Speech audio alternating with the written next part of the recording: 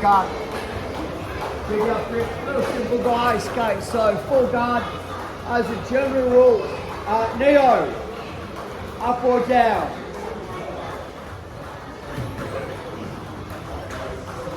As a general, if I'm trying to break my partner down, he's just going to get his posture and his grips, so this makes it harder for me to break him down. I do two things. My hands go towards the sleeves, I don't put my thumbs in, I roll so that I'm this way here. Right.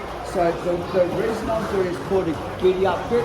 What I want to do is I want to make sure that if I'm here, if he tries to re-grip on me, I've got the ability to kind of keep him the face harder for him to re-grip. Where if I grab here, he can work on the inside re-grip. So it's a giddy up grip from here. I want to do two things as a very start. First of all is I'm going to raise my hips, I'm going to push both of his hands back into him to get a reaction. I raise my hips, I push both his hands back in to get a reaction. Most times they're going to fear the triangle or the armbar.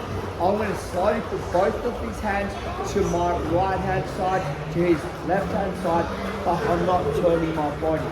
I put both his hands to my right hand side, from my left side, but I'm not turning my body, I'm staying flat. Okay. So from here, I like to get the control, pull my partner down as he gets posture. 1, 2, giddy up grip. Raise my hips, push the hands back into him. As I get the desired action reaction, as if you put the hands over to one side here.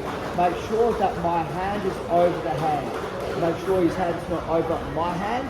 Make sure my hand's over his hand. This is vitally important. One more time. Hello. So from here, raise my hips. I'm pushing the arms backwards towards him to get the desired reaction. A lot of time they're fearing the triangle or the armbar from here, so I simply pull the hands down, make sure that his hand is under my hand and I'm not letting go. Make sure my back is on the ground, make sure I'm not turned to the side. 1, 2, 3. The next stage or the next problem that will come up, and I'm going to preempt the questions and I'm going to show you the solutions to the most come up. We'll drill this out for a little bit, we'll do a Q&A, and then we're going to go and have a look at the attacks from here. Okay. So the next common thing that I get is going to my guard, and he's got holding my belt, and this time I'm having a lot of trouble grip breaking. So he's kind of like, no way, so I'm having a lot of trouble grip breaking him. I understand that I don't want to open my legs and give him the guard pass. But I also understand that Chris is holding my belt. He's not going to be able to move his hands to get to my legs to open them either. It's more like he's being stubborn. Like a good barrel. Okay. Have a second. It's okay. Right, okay, so instead of moving my partner, I move me. Right? So instead of trying to dump him to this side here, I raise my hips, I pull my hips to the side. See his response? Exactly the same thing. So, drop my leg, I bring my knee and my heel across my body. Bring my knee and my heel across the body, and I do exactly the same thing. So instead of moving him, I'll move me. The trouble with that is, when we first do this, we normally go to the wrong side. We've got the opposite side to which we think we should go. Let me explain. If Colin doesn't hold my belt, I'm putting him on this side. If he does hold my belt, I'm putting him on this side. To put him on this side, I have to move my hips this way. So which way am I trying to sweep him? So last time we've got, I had them here, then they try to sweep, but I can't move his leg down, which is consolidated with his weight. So what I'm trying to do, up to the other side, I'm trying to go, I move my hips out to the side. He's going to go try and realign, and as he realigns, that's my key to moving. And if he doesn't realign, I've got a back take, which we're not going to do today, but I do have a back take. So this is more about him adjusting to me and my movement instead of me trying to force him to go where I want him to go. So let me explain it again. already put his hand over here. But because he's got hold of me, I can't do that. So what I just do, I'll move the space over here and I'll move. Because he's got my belt, his hands naturally go that way. We're in the same position. The downward thing I do is I go like that. Once my hips turn, I can't sweep in that way anymore, so I need to be here.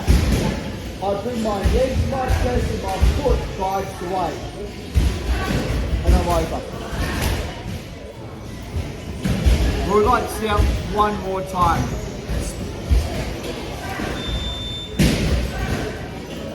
So, regardless, I'm putting all the hands to the side of my body. I either put it to here or I move away and I dump it to here.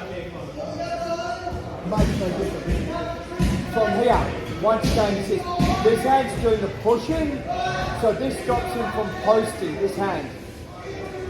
I put my leg down, my knee and my foot transfers weight. So I try to bring it forward, I come over to go to my mounted position. 3 minutes, 1, 2, 3. Yep. Really tuck those elbows in. That's why you can't really bring it down. Is that just to try and go around the back there? Is that what The downfall about if they've hunkered their elbows down and I'm here, the downfall about it is I actually can't move my hips because my hips are pinned. So the back take's not an option as well. From this position, I choose game plan or a slightly different game plan. So I'm trying to, and he's like, no way. So I want to play a little bit of fake the choke. So I leave my right.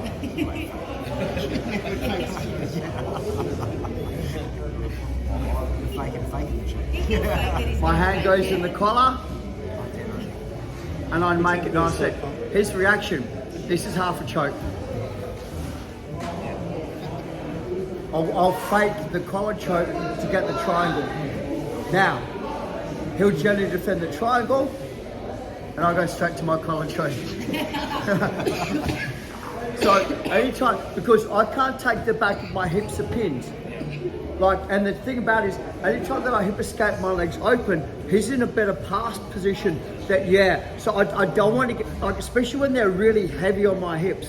So what I do is I'm kind of here on my, so first thing I keep this arm pinned in and I put my left hand in the collar. And sure, So pretty much, if you don't deal with the choke, I will just go to my cross collar choke, and I'm going to beat you every single time on that because you're holding and my hands are, I'll beat you 9 out of 10 times. If he defends it, see how one hand's forward, one hand's backwards. Lock it in. Triangle. That's if I don't get the hand in the collar. If I do get the hand in the collar and then he goes to defend it, I do the same thing. So what I'm doing is I'm going to punch him in the stomach, over from here. What I like to do is, just so everyone understands, is I'm going to push my partner as hard as I can this way. I'm just going to grab the back of the collar. I'm going to start to squeeze. So he's either going to defend the choke by the triangle hand, putting it even deeper in the triangle. He's going to drop his jaw. I'll break the jaw. No, I don't mean to be rude. I'm going to crush your jaw for me because. But you know, like if he kind of goes, I'll defend the choke by putting my jaw down. I'm just going to go through your jaw, and my wrist is on your. It's going to hurt. If he tries to use his hand to defend it, then. So for me, the combination of when they're in nice and deep gives me such a really good combination of attacks. It's more like okay. So if he goes hands in and hunkers down, anytime I undo my legs, he's in a better pass position than me. Right. So I really go 1 and 2. Good choice.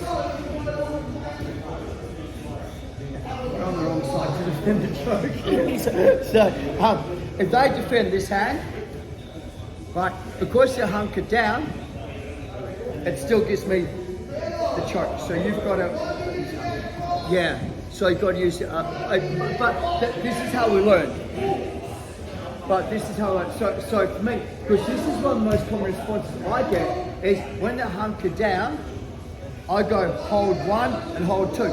So people pretty much work out this hand here, if they go to defend their hand on one. So they're going to have to use the other hand. So 1 arm forward, thank you.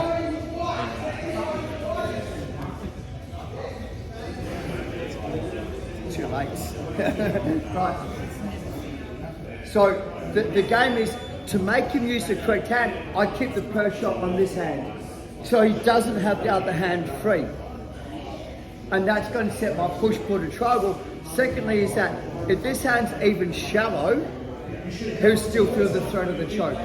So we'll do this, guys. So go full guard. We'll get up and we're going to drill it. So person that's in this position, just play the game a little bit so we get the reps out. I try to grip break. I'm like, man, he's hunkered down low. My hand comes under and I'm trying to circle. So I'm trying to circle. I give it a good tug. I see the fence. Push. Wrap up, straight to the collar. On the back, not the side, I go deep on this one. To stop him from defending is my knees come to my chest and I pull down. Just pretty much, so he has to push off me.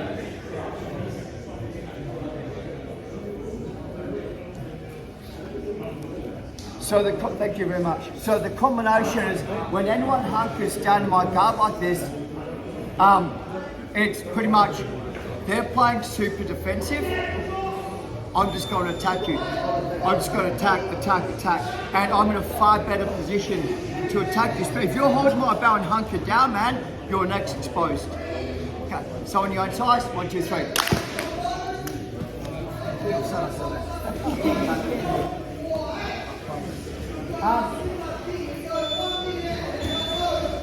Look, he's hunkered down, elbows, and his head's really low. And like I've got the control, but I'm having trouble getting my hand inside the collar because his head's super low. Okay. If anyone does this to me, and I'm having trouble, I know that his center of gravity is forward on his head. The center of gravity is not on his legs. By default, because he's driving forward. Grab the leg, go from here. Start your swing.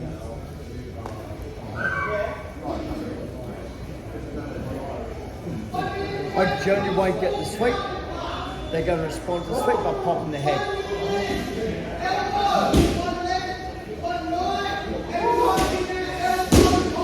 Just play the game. Me personally, right, when I'm here, is for me to get my choke is I'm putting my elbow in and I pull forward. So this gives me a far better attack. Honestly, if I pull here, see my elbows away from my body and there's a huge space. This is better for him to defend it.